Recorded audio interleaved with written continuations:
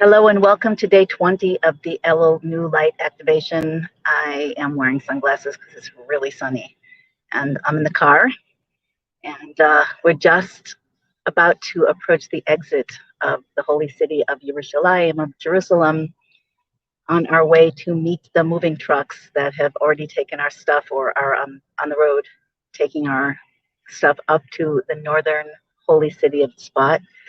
We've lived in Jerusalem for 8 years.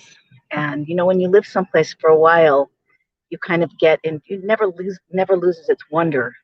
But I think we tend to go through more familiar routines, and you don't necessarily feel the depth of things like we do when we're, at those special moments. The phone might be shaking. Sorry about that. So as we're driving through the streets, dropping off a few things here and there on our way out, I, for the first time in a really long time, felt the rising up of the majesty of this city, of the ancient. It's like an ancient soul that's bigger than the world. It's hard to describe. And at the same time, of course, we'll be back to visit. Maybe we'll be back to live here, but looking forward to a new adventure up north, also in the holy city of Tzfat. So I'll be broadcasting from there tomorrow. So I want to keep this quick because I'm in the car.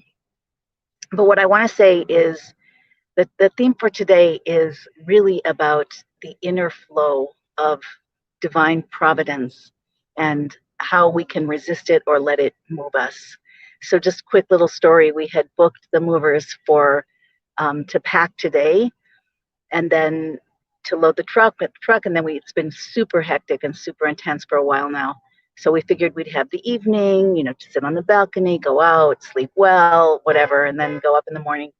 But they told us late last night that they had to change the date, and that because they have some urgent need for the truck for some new contract tomorrow. So anyway, it was kind of a shock to our systems, and because they needed to pack, drive 3 hours, and unpack in one day, so they came early and they brought 7 people into our not that big apartment, and it was fairly intense. But yet here we are, and here I'm feeling this deeper depth of the holiness of this city, and it's just making me think, and that's why I'm talking about this right now. It's making me think about what it says in mystical Torah, specifically in the Tanya, which is the classical text of Chabad Hasidus, an amazing, amazing, amazing text. So there, among many other things, it talks about how when something happens, the example that's given is that somebody, a wicked heathen, I believe might be one of the expressions used there, is screaming at you or cursing at you when you're trying to pray. You shouldn't be angry. Why shouldn't you be angry? Because it's not really the person. It's really the Shekhinah, the immanent divine presence, God, enclosed in the body of that person. Now, the person also has a certain amount of free choice. So that particular person who's cursing you when you're trying to connect is not of goodwill, and therefore is allowing him or herself to be used for that divine purpose. But the idea here is that we want to train ourselves truly, truly, truly to see inside of everything that everything is actually God talking to you. Everything is actually the Shekhinah, the immanent divine presence enclosed in a leaf, in a car, in an interaction, in your own thoughts. It says in the Torah that Hakol b'yedei shamayim chutz miyiras shamayim. Everything is in the hands of heaven, other than the fear of heaven. In other words, other than our moral choices, everything, the steps that we take, the people we encounter, the things they say to us, and even, believe it or not, the thoughts that pop into our mind are all generated in this flow of divinity that is creating now and now and now and now and now, and interacting with you in every aspect of your life as if you are the entire universe. So when we resist, really we're blocking off that flow. As I was talking about yesterday, we want to open to the deeper flow. We want to open and melt into that deeper reality, which is right here and right now. So one of the most powerful ways to do that is just to when you're disconcerted, even not when you're not disconcerted, practice at all times practice at all times, at least for the remaining 10 days of Elul, and preferably for the rest of your long, long, long, healthy life. Practice seeing deeper. Practice at least attuning yourself to the idea, to the possibility that everything is a dialogue with God, that it's not somebody else speaking to you. Perhaps that person is involved, but ultimately, at the same time, it's meant to be, it's meant to be, it's meant to be, it's meant to be. And not just in some kind of cosmic general sense, but in the most specific, most personal, most meaningful sense that there could be. So, and when things happen in a way that you don't expect, like you think you have, a day to get ready and do your errands and a night to sleep, and all of a sudden, it's like 4 hours and that's it. And you're moving out of a city where by the way, we lived here for over 8 years, and it's been the most incredible, incredible, incredible experience. In a way, I can't believe we're leaving. I mean, we're not going far. Certainly be back.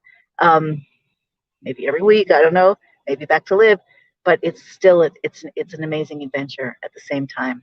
And here's the thing, when you're pulled someplace, don't bother regretting it. Not that I'm inclined to regret, I'm excited, but although it's a tiny bit bittersweet, but don't bother to regret it because you didn't have a choice about it. We think we're making a choice, but as in the Torah expression, b'diavad or b'diabad, after the fact, anything that we experienced and anything we chose was divine providence. It also says in the Torah that Hashem directs the footsteps of man. God directs the footsteps of man. So we think that we're supposed to look at life the moment before something happens as if we have free choice, specifically when it comes to our moral actions. How do we connect with God? How much Torah do we learn? How are we with other people? Do we have integrity? Are we authentic? Are we honest? Are we kind? Are we giving? Are we following the divine commandments? Are we working on ourselves? Those are things that we have choice over the moment before. But the moment after, and the switch, the time between the moment before and the moment after is infinitesimal. The moment after, it all had to be. Not, again, that we don't necessarily have to make amends. Certainly we should always learn from things. So there's this combination of the individual thought process, the consciousness, the movement, the actions, the choices that we make. And yet at the same time, we have to know that once we made a choice, we had to make that choice. We didn't really make that choice. So this could beg the question, where is the line between you and divine consciousness? That's for another talk. But anyway, I just wanted to leave you with this thought that there is a stream of divine providence, and it is running through your life at every instant. It's running through the world at every instant.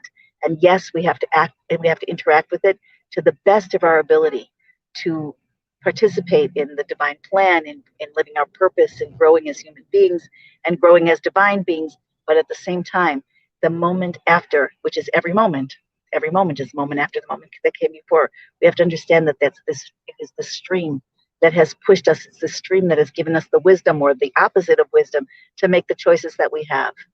So it's as intimate as it could be, beyond what we could normally imagine as humans, how this works. Anyway, I'm going to leave it at that today, and hopefully I can find where I can turn off the video, because let's see, is that it?